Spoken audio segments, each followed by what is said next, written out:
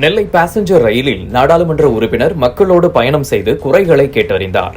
நெல்லை நாடாளுமன்ற உறுப்பினர் Robert Bruce நெல்லையிலிருந்து Sengottai செல்லும் பயணிகள் ரயிலில் பயணம் செய்து பயணிகளிடம் அனைத்து குறைகளையும் கேட்டறிந்தார்.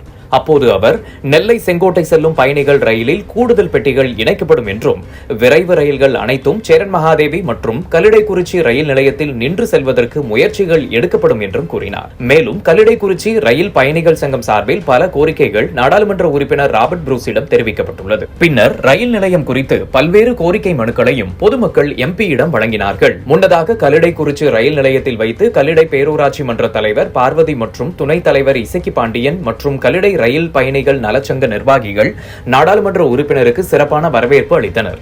பின்னர் காஷ்மீரில் பயங்கரவாதிகளால் உயிரிழந்த பொதுமக்களுக்கு அவர்களின் படங்களுக்கு நாடாளுமன்ற உறுப்பினர் ராபர்ட் புரூஸ் மலர் தூவி அஞ்சலி செலுத்தினார். 8 பெட்டிகள் மட்டும்தான் இருக்கிறது. அந்த 8 பெட்டியிலும் பாலியலுக்கென்று முழுவதுமாக ஒரு பெட்டி இல்லை, அரை அளவுதான் பெட்டி இருக்கிறது. எனவே குழந்தைகளோடு வருகின்ற தாய்மார்கள் மிகப்பெரிய சிரமத்தை சந்திக்கின்றார்கள். கல்லூரி படிக்கின்ற மாணவர்கள் வேலைக்காக தென்காசி, செங்கோட்டை போன்ற பகுதிகளிலிருந்து ஏராளமான இளைஞர்கள் நெல்லைக்கு வருகை இருக்க வேண்டியிருக்கின்றது. நெல்லையிலே 2 பல்கலைக்கழகங்கள் இருக்கின்றன.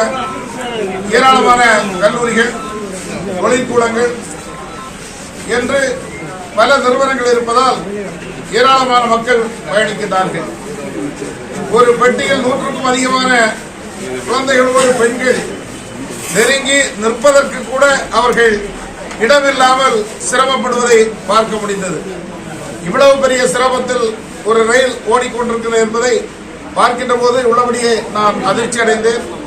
நாளைய தினம் ரயில்வே ஆலோசனை குழு கூட்டம் மதுரையிலே நடைபெற இருக்கின்றது. என்னுடைய முதல் கோரிக்கையாக இந்த ரயிலில் குறைந்தபட்சம் 8 பெட்டிகளையாவது அதிகரிக்க வேண்டும். அதில் 2 பெட்டிகளை மகளிருக்கு என்று ஒதுக்க வேண்டும் என்ற கோரிக்கையை வலியுறுத்த இருக்கின்றேன்.